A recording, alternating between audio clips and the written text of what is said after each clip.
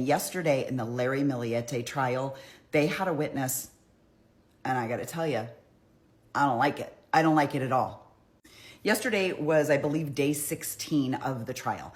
And on the stand is Terry Fonville. He is the former supervisor of Larry. So he supervised Larry at the Navy Medical Center in Balboa Park. They shared an office there at the medical center.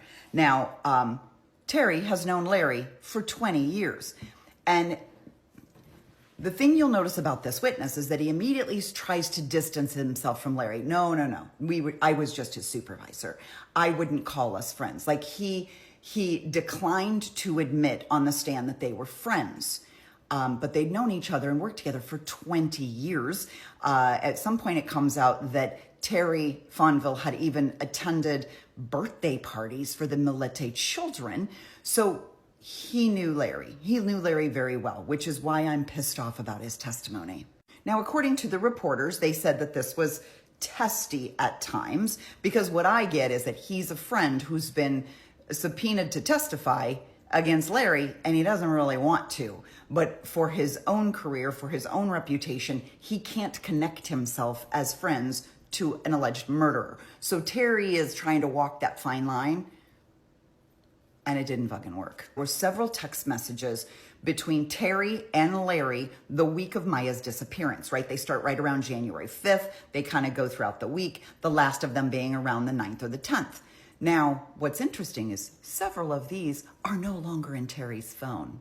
They were deleted from Terry's phone for some reason. But since nothing ever truly disappears, the prosecution was able to do an extraction of Larry's phone and recover all of these text messages, which immediately puts Terry in a really bad spot because all of these very key text messages were somehow missing from his phone. Now, he can't remember deleting them. He may have. He doesn't remember. He doesn't know why he would delete them.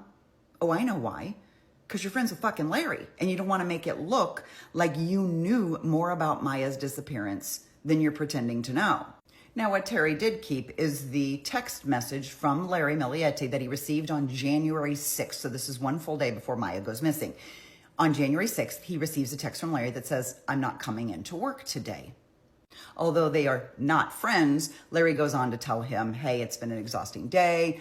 Basically, they're arguing. He tells his friend/boss, this is surreal, like life is hopeless. Fonville had shared his phone with investigators, which magically did not contain any texts between him and Larry between January 7th and January 8th. And on January 9th, he reaches back out to Larry and says, how you doing, my friend?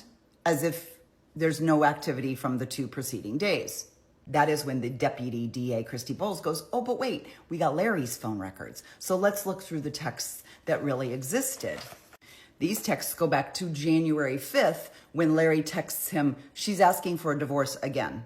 The word again is key. That means he at some other point had told Terry that Maya was seeking a divorce. And then Larry forwards to Terry email exchanges between Larry and Maya. By the way, she also goes by May, so that's why that might be confusing.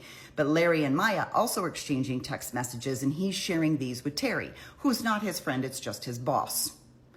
We are completely done, all in capital letters.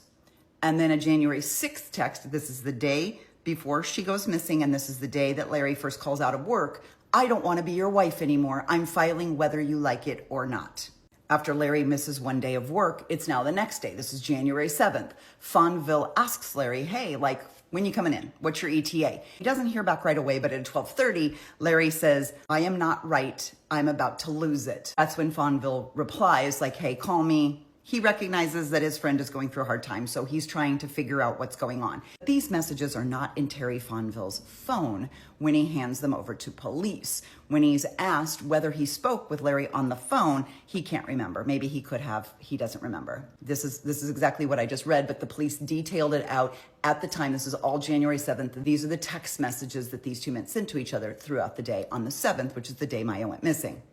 So what does all this mean? Well, you know, I have an opinion. Here's what I think.